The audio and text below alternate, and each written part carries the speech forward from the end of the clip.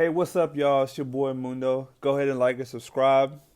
Today, we're going to talk about my reaction to the Joe Budden podcast. I've actually been listening to the Joe Budden podcast since it started.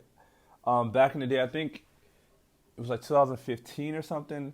It was back when his co-host was a girl. I think her name was Marissa. And I remember that Rory came on probably the seventh show, and I think he would go off and he would come back on, and he finally got a place in the show.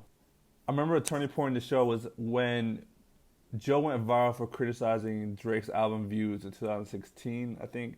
And soon after that, Marissa would get fired from the show and Maul become a more permanent podcaster in the show. Joe would pair up with DJ Academics on Everyday Struggle, which is a show from Complex. It was an interesting dynamic because Joe was a rap dude and Academics was a YouTuber, and Academics would actually bring the views and Joe would bring the credibility. The show would get off to a rough start when DJ Academics and Joe were trying to find their chemistry, but it would go on to be one of the biggest shows in hip-hop, rivaling The Breakfast Club and Hot 97. The growth of the show and Joe going viral led to the increase of his podcast. Complex and Joe would then have their differences, and Joe would depart. Ak would end up staying with Complex and pairing up with Wayno. I mean, the show was cool, but it wasn't the chemistry that Joe and Ak built. The podcast was going to get an exclusive deal with Spotify, and they had a few good moments. I think they had Nicki on. That was a good moment, and Pusha T as well. He got to tell the T on Drake, the Drake diss. After the contract was up with Spotify, they would leave, and it didn't really end the best.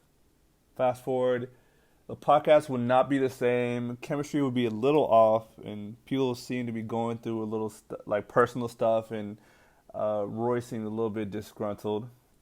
This ended with Roy and Ma taking a personal leave about a month and a half or so. They would all reunite, and it was really awkward, to be honest with you. It was really evident they didn't hash out anything, and it seemed like they all were still not on the same page. Listen to the episode. It was Joe trying to tell him, this is my podcast, and I'm the owner, and y'all the workers, and I get the last say in whatever happens. Maul seemed to not understand that, and he would say things like, "What do you mean it's none of my business?" with regards to topics with the podcast. Roy would come off kind of weird in that episode. It's he kind of understood the opportunity he had. Okay, I talk for a living and I make six figures, I'm guessing. So and I think he understood that. But I think he also understood the hypocrisies with Joe after leaving Spotify, when Joe was just talking about ownership. And there was a situation where Joe wanted to see Spotify's books and numbers. And I think Roy wanted the same thing, and Joe was like, no. Roy did come across like he wanted to work things out in a way, though. A couple of things that did affect the podcast was DJ Academics. I remember listening to the podcast, and honestly, Rory and Maul would say some slick things about DJ Academics for no reason. I think it's because they treat him like a dweeb. They don't think that he's worth anything. In actuality, DJ Academics is accomplished in the business and has built up an audience in media, and something that they're trying to achieve. DJ Academics has been dissing them for the past few months and actually getting personal with Roy. And they also had an incident where Roy probably came to his house or something. I don't know what happened with that.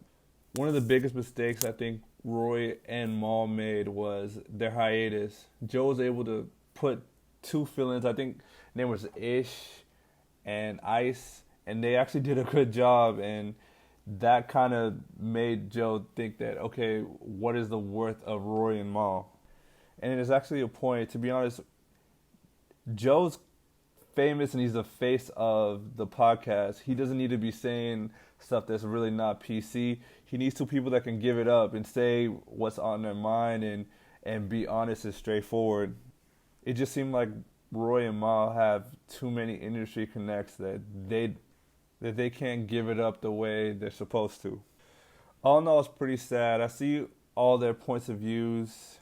Roy and Maul had a hand in building up the podcast when it wasn't getting that many views, and Joe's been investing his money and it's constantly on his mind. He's been dealing with the business aspect of the podcast, helping out with the topics, and really thinking about creative ways to grow. Also, he did start the podcast without them. I only had one problem with what Joe was saying was that they can't start a podcast on their own or he would sue them within a year. That just came off spiteful, and I don't think that's something that you do to a real friend. If you had a real relationship with somebody, I don't think that's something that you should do.